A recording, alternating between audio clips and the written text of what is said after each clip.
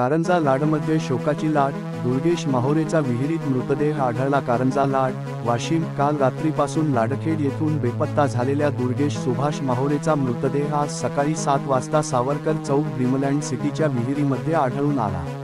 त्याच्या मृत्यूने संपूर्ण कारंजा लाडमध्ये शोकाची लाट उसळली आहे. दुर्गेश माहोरे, रा. खाटीकपुरा, कारंजा लाड, हा काल रात्री 10 वाजता घरातून गायब झाला होता.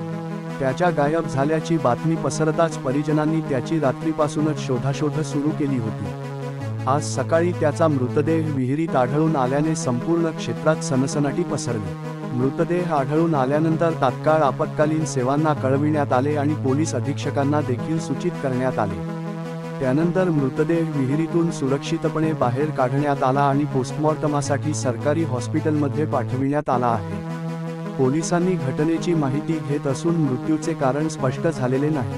दुर्गेश माहोरेच्या मृत्यूमुळे कारंजा लाडमध्ये शोकाचे वातावरण आहे. कारंजा अस्मिता न्यूज नेटवर्क. महेंद्र गुप्ता, कारंजा.